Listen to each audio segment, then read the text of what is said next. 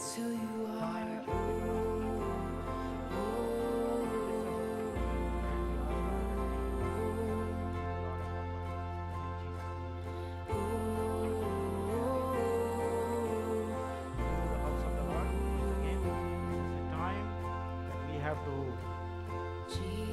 Give our tithes and offerings.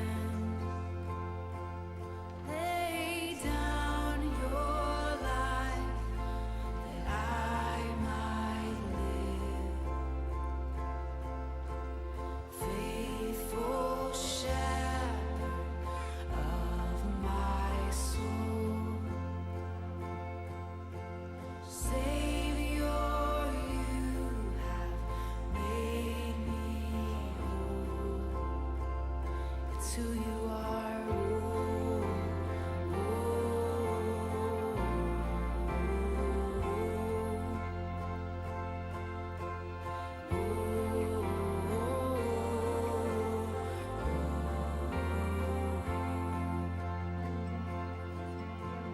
Holy Spirit, comfort.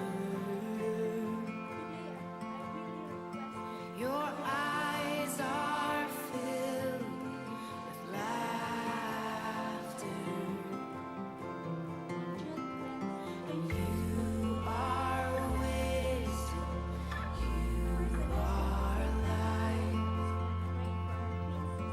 My every need you supply. It's who you are.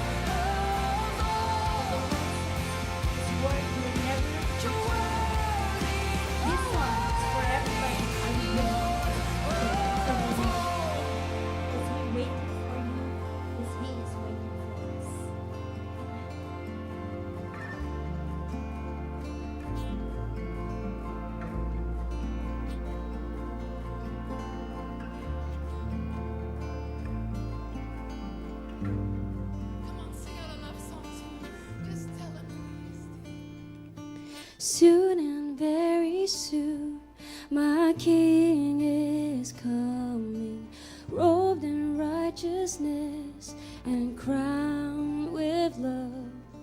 When I see him, I shall be made like him. Him soon and very soon. Soon and very soon I'll be going to the place He has prepared for me. There my sin erased, my shame forgotten. Soon and very soon I will be with the one I love. With unveiled face I'll see Him. There my soul will be satisfied. Soon and very soon.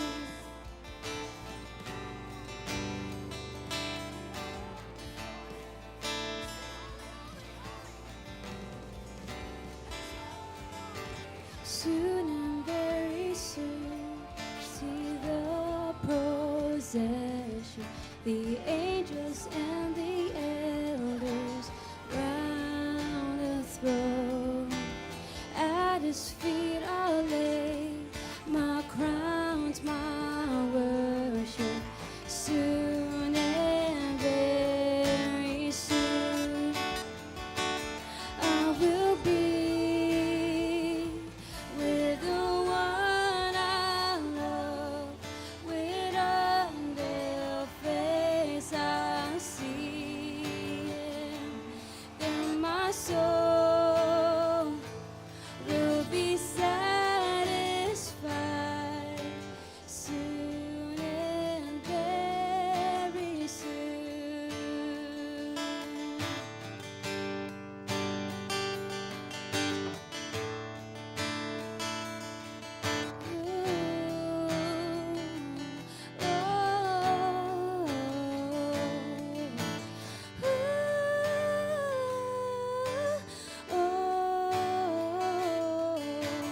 Lord, till we meet again, though I have not seen Him, my heart knows Him well. Jesus Christ, the Lamb, the Lord of heaven.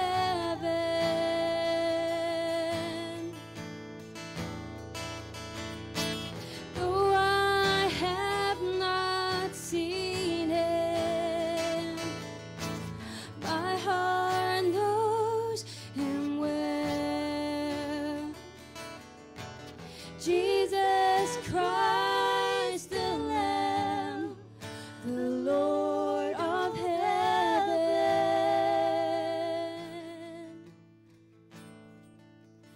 I will be with the one I love.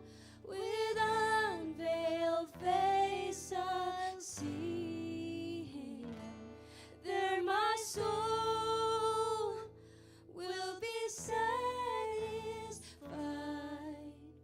Soon and very soon. Soon and very soon. Soon and very soon.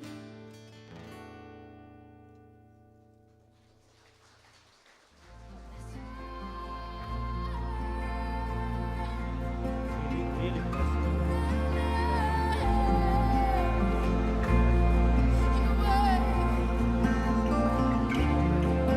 You bring life to my very soul. You bring life to my very soul. You are wonderful in all your ways. Sing it out. Oh, you are wonderful in all your ways. Declare that in the atmosphere. Oh, you are wonderful in all your ways.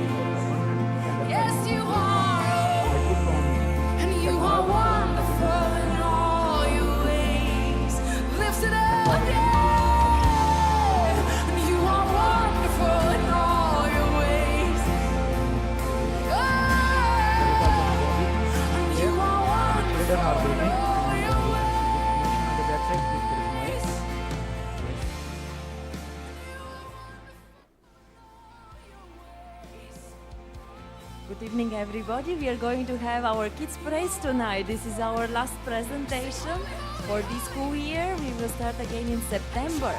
Tonight, the children are going to present songs from our Vacation Bible School program.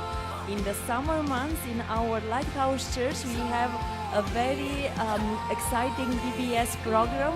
Many children participate, so if your children are here in Kuwait in the months of August, they're most welcome to come and be with us. We have lots of games for them. We have delicious snack, Bible stories, powerful Bible verses to memorize, and so many surprises for them. So our Vacation Bible School is in the month of August this year, from 7 to 14 of August. There will be more information coming in the bulletin. If you would like to volunteer to be a part of our amazing team, you're most welcome. I'm sure you can contribute much.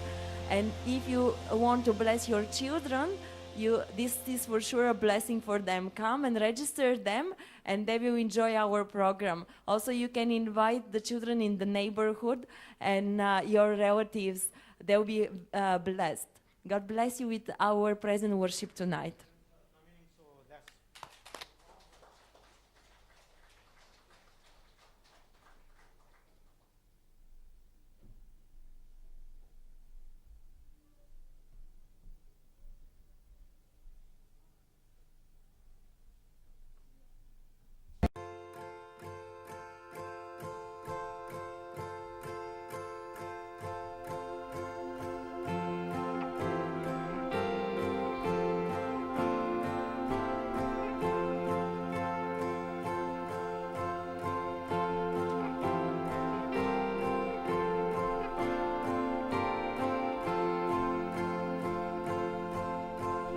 God our Father, Lord of all, great Creator, you hear my call. God our healer, God our strength, loving kindness is your embrace. It's who you are.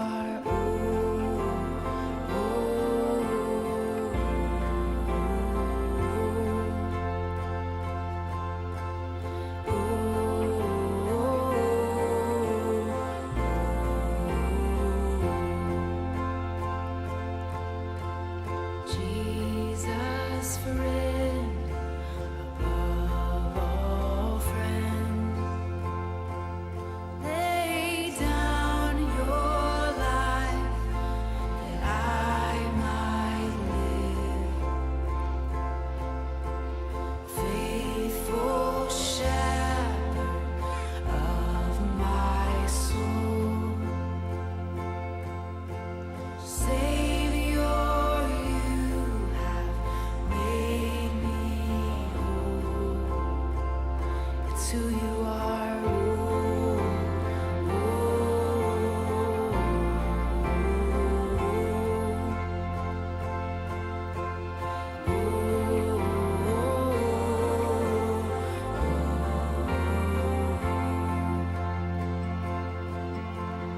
Holy Spirit, Comforter, your eyes are filled with laughter, and you are wisdom, you are light, my every need you supply. It's who you are.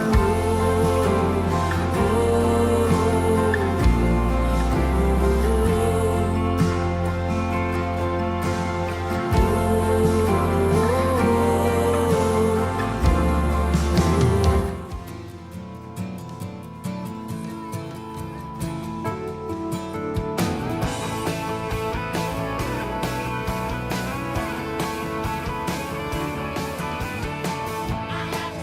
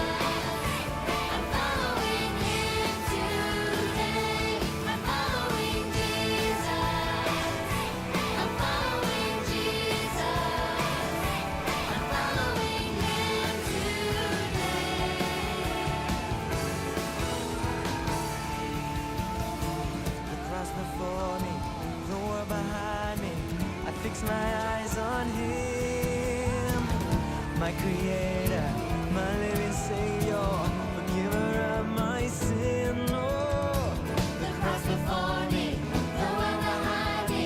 I fix my eyes on Him, my Creator, my living Savior, forgiver of my sin. I'm following Jesus. I'm following Jesus.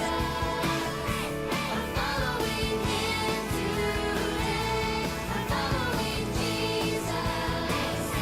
I'm following Jesus. I'm following Him today. I'm following Jesus. I'm following Jesus.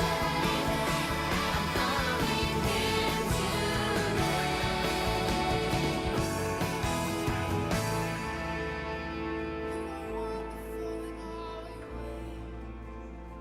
Sing it out. Oh, you are wonderful in all your ways. Declare that in the atmosphere. Oh, you are wonderful in all your ways. Yes, you are. Oh, and you are wonderful in all your ways. Lift it up, yeah. And you are wonderful in all your ways. And you are wonderful in all your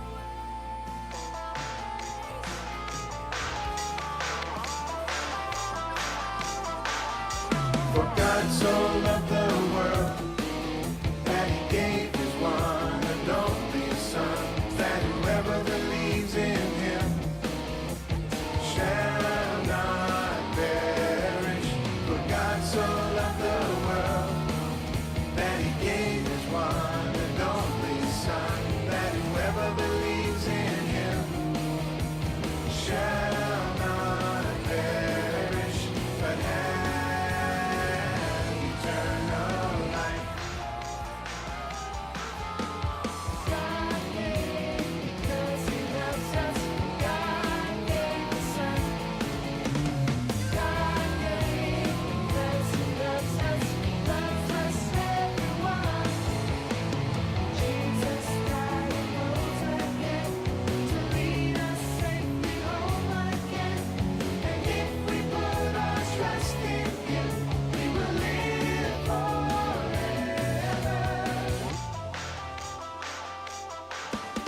For God so loved the world that He gave His one and only Son, that whoever believes in Him shall not perish.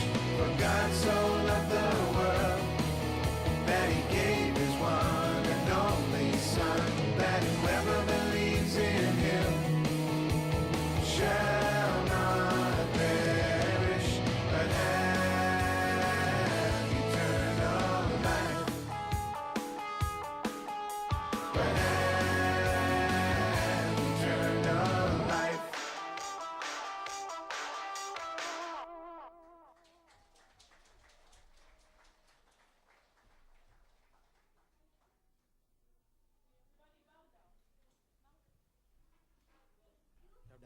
Okay, we will pray for the children. You see this. Hallelujah. Let's pray for them. Father, we are so thankful for these kids, Father, as they are serving you. Father, bless them abundantly, Lord. You said, let the little children come to me, because the kingdom of God is like such small, small kids. With the pure heart, they have come and they are worshiping you. Father, as they are going for vacation, some of them, Father, we ask your protection. We ask your guidance. Father, set your guardian angel around them. Protect them, Lord. Father, as they are growing in this body, Father, they may grow in your stature, as in your understanding, Lord. Father, bless them. And Father, we want to see these children as they are growing. One day they will become a giant in your kingdom, Lord, and mighty warrior for your kingdom. Father, we speak blessing for them, Lord. And thank you, Lord, for Pastor Bobby as she's working hard, and all the teachers, Father, who are working hard for these kids. It's not difficult, it's not easy job, but they have taken and they are very responsible. Father, bless them and bless their families, Lord. Father, thank you. Bless this set aside all ministry, Lord. Set apart ministry, Father. Bless them abundantly. In Jesus' name we pray. Amen. Amen. God bless you.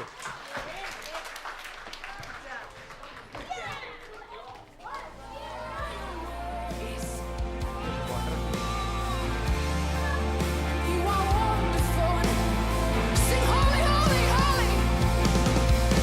And holy, holy, Lord of all.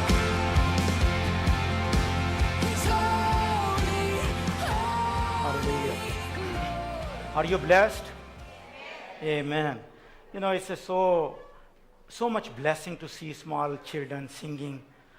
They are very lively and they are pure in heart and they're serving the Lord. So really it's a blessing to see. My today message is, I just want to encourage you by my message. Because 1 Corinthians chapter 2, verse 9, when we look, this is, but as it is written, eyes has not seen, nor ear heard, nor have entered into the heart of man the things which God has prepared for those who love him. But God has revealed them to us through his Spirit, for the Spirit searches all things, yes, the deep things of God. When God created Adam, he gave him everything. He was complete in all senses, in all wisdom and all understanding. That's why, when we see when God brought all the animals to him, he gave them the name which are named today. But time came when the man lost, Adam lost, then we lost the glory of God also. Now we are caged into 5 senses. Now we work according to the 5 senses, sense of touch, taste, hearing, and sense of sight. I mean, these are our 5 senses now. And especially, one of the preachers said, we are nearsighted. Nearsighted means we don't have vision which we can see beyond what will happen. Jesus saw that when all the disciples were with him and they said, Jesus, we want to take you tour for the temple. What Jesus said? What I see, you don't see. Stone upon stone will not remain here because this temple will be destroyed, because he was going to build another temple. And we see that in 70 AD, by Titus, that temple was destroyed because Jesus built another temple, which is temple of the Holy Ghost, which we are. So that's why we have not to look in our present situation, present circumstances, but we have to look beyond what we can do. That is the message today, message of encouragement. Just want to encourage you, because there was one painter. One day, he was desperate, he was lonely, he was sitting in one park, and as he was sitting there, he saw one squirrel, and this squirrel jumped one tree to another tree. But what happened, as squirrel jumped, it fell on the branch, but it went back and jumped again and found the limb, and it was successful. And there was an old man sitting beside. This old man said, this all the time I see these things, this what squirrels are doing. And also I see when there are especially dogs down, and more I see because they cannot come down. And if they don't take the risk, they will remain on the tree and they cannot find the best fruit on another branch. So is our life also. Sometime in our life, we have to take the risk also. And how about you? When you have to choose between risking a new venture or hanging back, do you have the courage of that squirrel?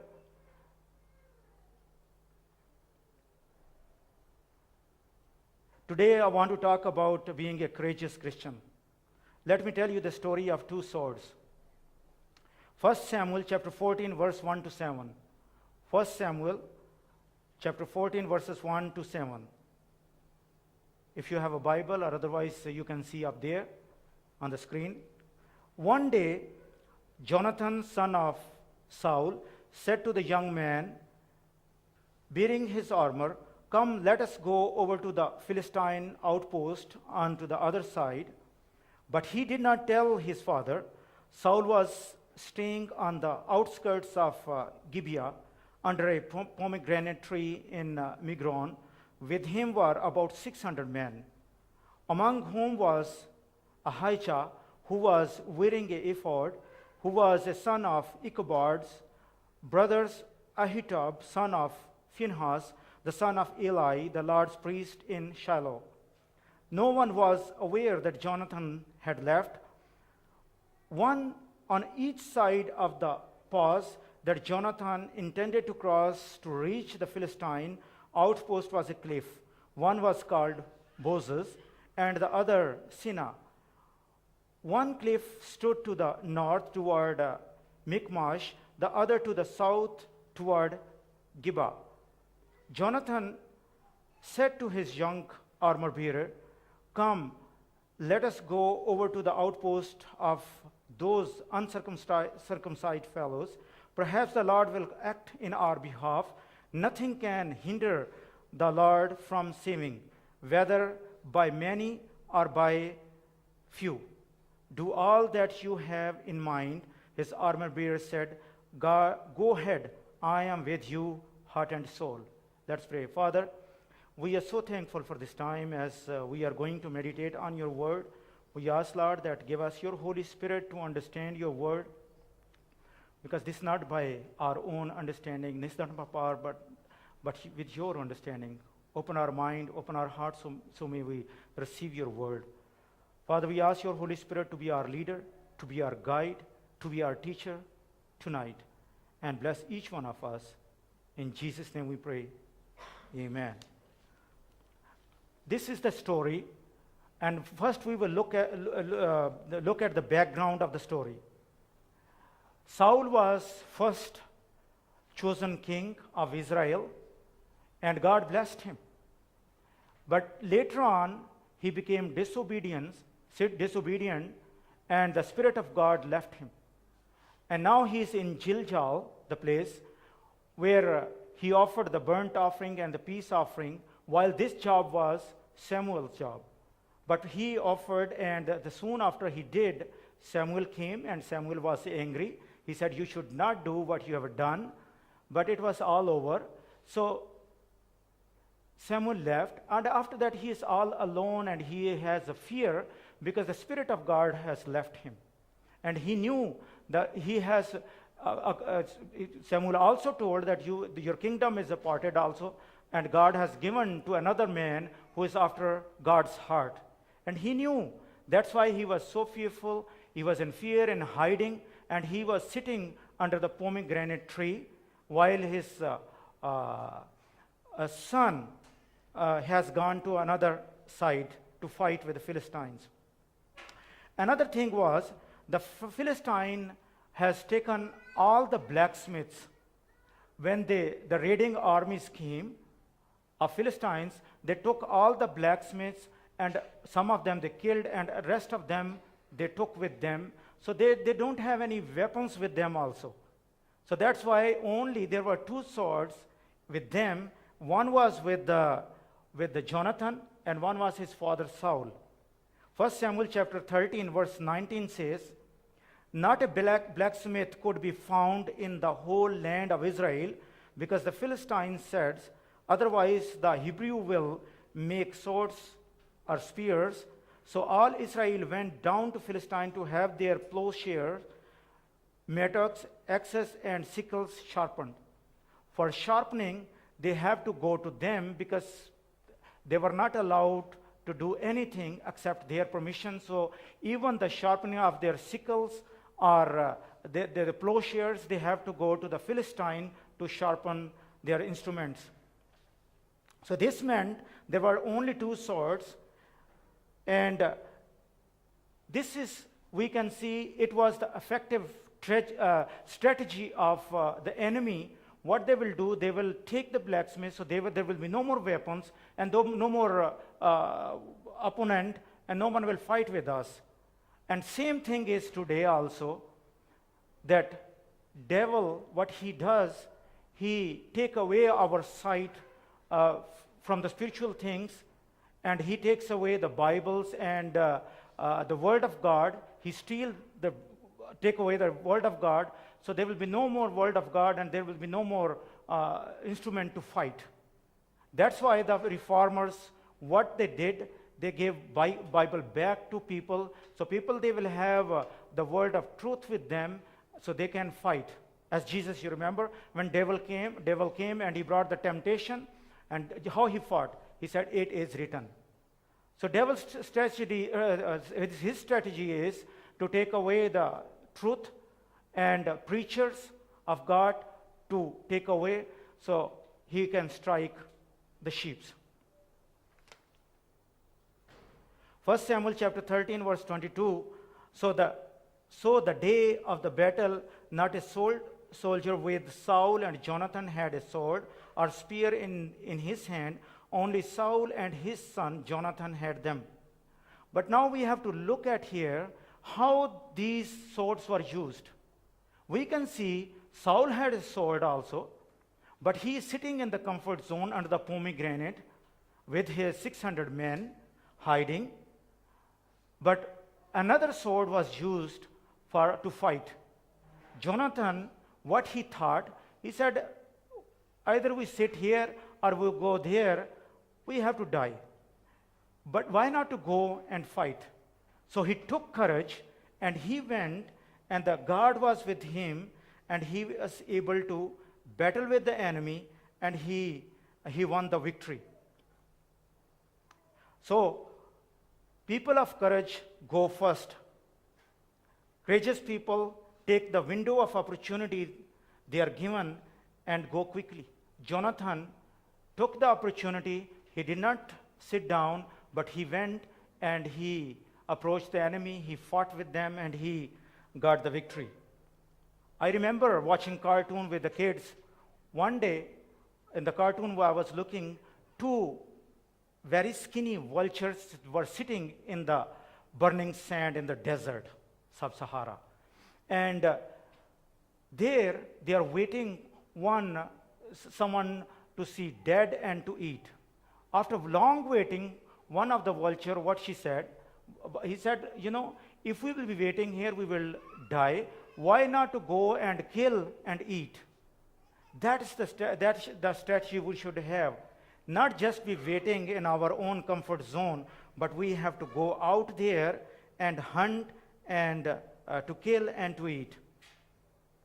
Most men live lives of quiet desperation and go to grave with a song still in them. Henry David. A musician must make music. A builder must build.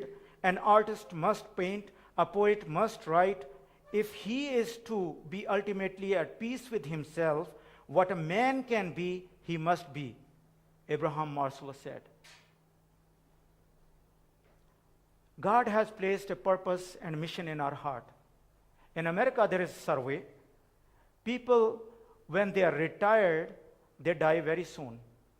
The reason is they don't have any target, they don't have any goal in their life, and they don't have vision. Without vision, people perish.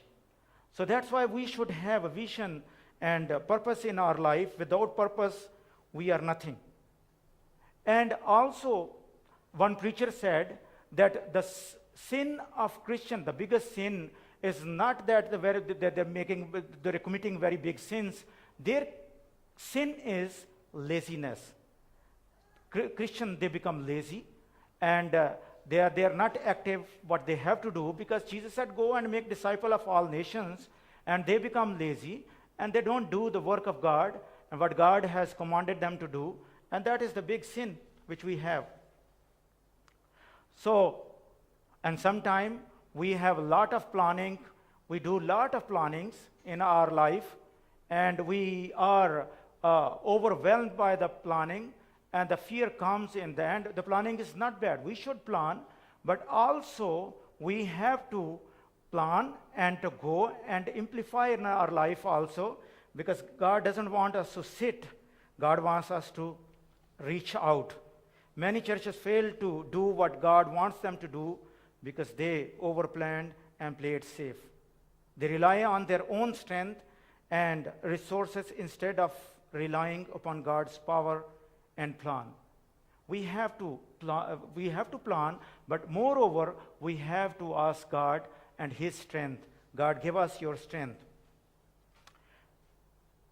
A young girl born in 1820 went blind at only 6 weeks of age. One quack doctor, unlicensed doctor, came, and there was slight infections in the eye, and the doctor came. He put a hot poultice on a mustard poultice on her eyes, and she went blind. But this girl did not sit down, but what she did, she started to write. And in her life, she wrote more than 8,000 songs, which we sing today also. There is one of the songs is like Blessed Assurance, all the way my Savior lives, and also To God be the glory. I mean, so many songs and hymns which she has written and we sing today. And when she was asked if God give you eyes today, she refused to take those eyes because she said, God's world, universe is so beautiful. Maybe I will be distracted. God has put me like this, and I am able to write. I don't want eyes. I am better off like that. I mean, her weakness, she did not feel that she's weak, but in whatever she has, in her weakness, she started to write, and she was able to write so many songs. Jonathan here talked to his armor bearer. He did not wait. He said, go ahead. I'm with you. Whatever you want, I will be following you. And both of them, they fought, and they were able to win the victory. My prayer for us as a church in the coming year and these months is whatever opportunity comes in our life, we should not waste, but we should grab that opportunity. First, the people of courage go first. And then second one is people of courage have faith. Because the word of God says, not by might, not by power, but by spirit, says the Lord. Someone trusted in horses, someone trusted in chariots, but I will trust in the Lord my God. Right? I mean, we have to have a faith in God, then we can win the victory. People of courage not only go first, but they also have faith. Faith is not trying to believe something you know is not true. Faith is taking God at His word and completely trusting Him with your own life. When John Paton was translating the Bible for a South Seas Island tribe, he was translating, and during the translation, this verse came, just now children was speaking. For God so loved the world that He gave His only begotten Son, that whosoever shall believe in Him shall not perish but have everlasting life. Now, believe word in that tribe, in their language, there is no believe word. So what he was doing, he was sitting on his chair, and he was just rocking on his chair, and he asked to his translator, another tribesman, what is the meaning of believe? He could not translate also. He went out, and he came back running. He said, the meaning is this one. For God so loved the world that He gives only begotten Son, that whosoever sit on Him shall not perish but have everlasting life. Totally wait when we put upon our Lord Jesus Christ, we will be not ashamed, but we have everlasting. Jonathan saw an open door and walked through it. He did not know the end result of his attack. He might live, he might die. All knew he was that God was with him and that God was able to give him the victory. And that there was a victory in the end. Only what is important, we have to have a courage. Courage is not the absence of danger, but trying God in the face of danger. Napoleon Bonaparte often referred to his Marshal Ney, the bravest man he ever seen. Marshal Ney was going to go for the battle. While he was going to, but his legs were all shaking, and he was so afraid of to go for the battle. So another army man, they put him on the horse, and when they put him on the horse, what he said, shake away your legs and come, let's go fight. And he went, and they fought, and they won the victory. Fear does not want you to make the journey to the mountain. If he can rattle you enough, fear will persuade you to take your eye off the peak and settle for a dull existence in the flatland, Max Lucado said. So, here we can see that if, as I told the story of that squirrel, if squirrel is just sitting on the tree where it was, and he will not go to another, he will not leap to another tree, cannot have a nice fruit and good fruit. Same thing is in our life also. We have to have a courage to have a better life. We have to grab the opportunity. Faith is taking the chance and moving forward even in the face of disappointment and doubt. One time, there was one farmer, and this farmer has one donkey. Farmer's donkey fell into the old well. And farmer said, we have to fill this well, and also the donkey is old.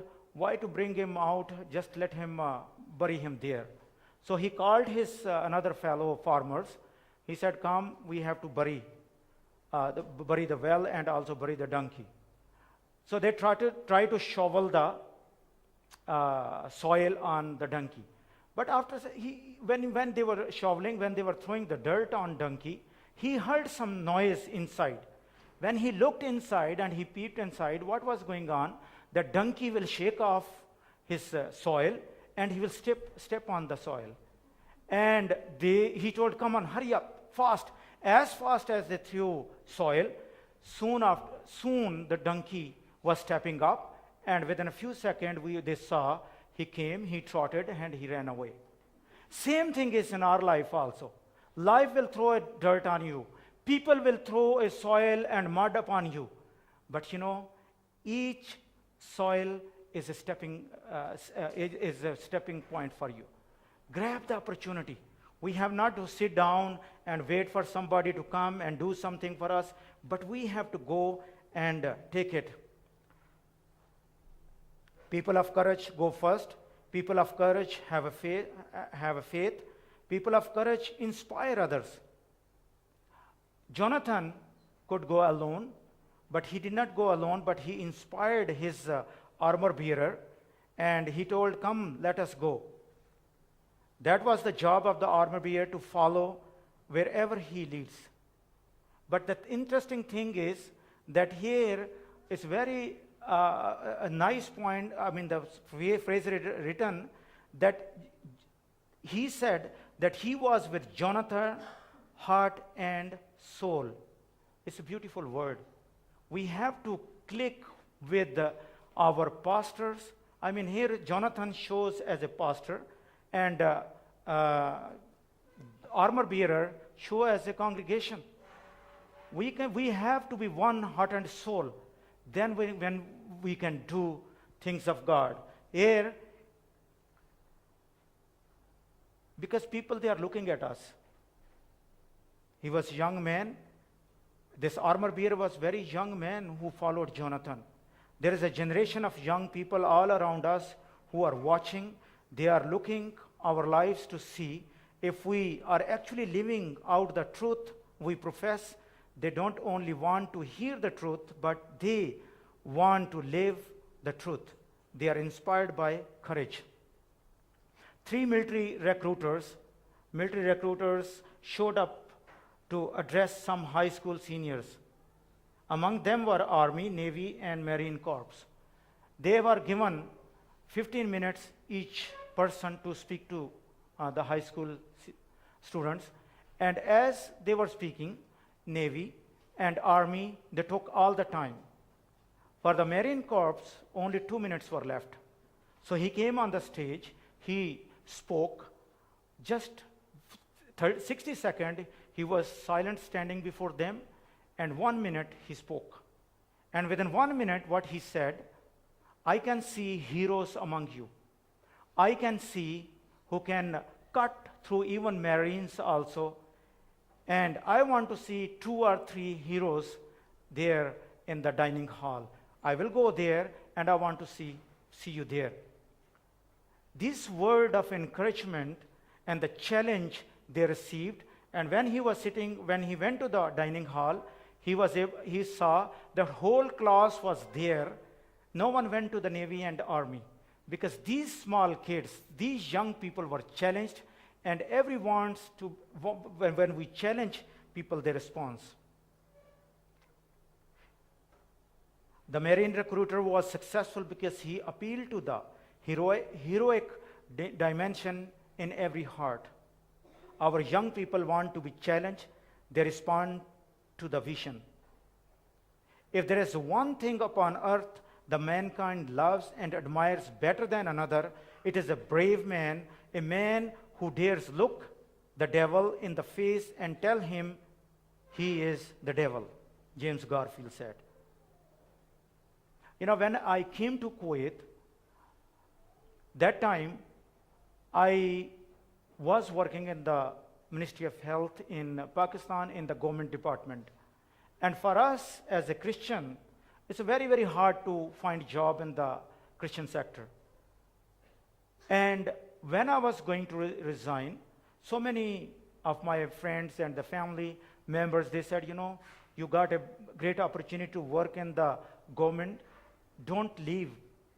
But you know, I thought we have to take the risk because I'm going to a better place. And the opportunity came, Ministry of Health delegation was there. I went for the interview, I passed the interview, I came here, and now I feel that it was good.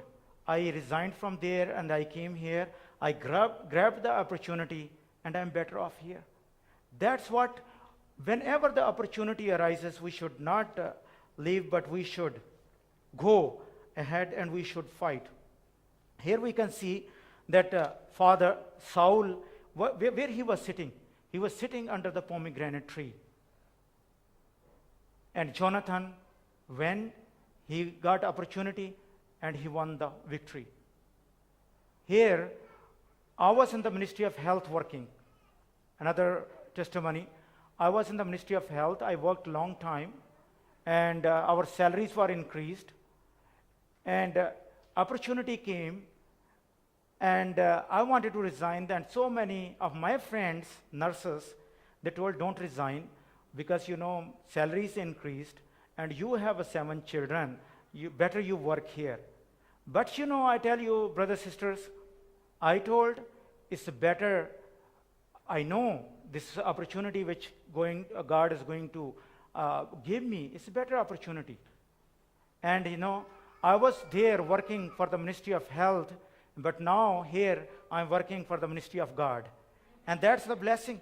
And you know, it's a better place where I'm working also. I have a peace of mind, I have peace of God. And although problems are there, we have children studying in the Philippines, and we have children studying here. Although everything is there, but God has given us opportunity, and everywhere there is a blessing over blessing. That's what I want to encourage you today. Whenever God gives you any opportunity, grab it. Don't leave it. Just don't sit it under the pomegranate tree and wait to enemy and come to attack you, but go attack the enemies. That's the strategy. Because sometimes, you know, we don't have work. Maybe sometime there is a relation problem in our life. We have not to wait, but we have to go. And sometime, maybe we are going to a different country. Sometime we feel, you know, we are in the comfort zone, and we are here, we are receiving good salary, and maybe if we go to some another place, maybe there will be problem. But I tell you, brothers, sisters, this is launching pad for us, Kuwait. Because as long as you live, you have to go back to your country. They will not give you Kuwaiti nationality. That's why grab the opportunity if God gives you, don't lose it. Hallelujah. Let's pray. Father, we are so thankful for this time. Just think about whatever God is giving you opportunity.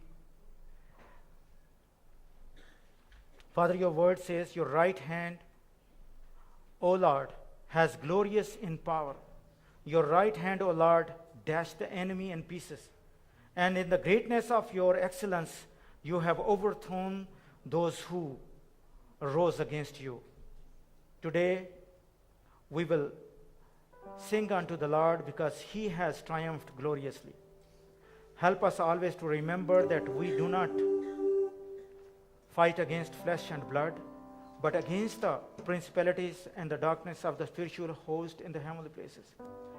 Father, today, maybe we are passing through a difficult time, but Lord, we know that we will not sit down, but we will go ahead and we will fight with the enemy, and we know that you are with us and you will give us victory.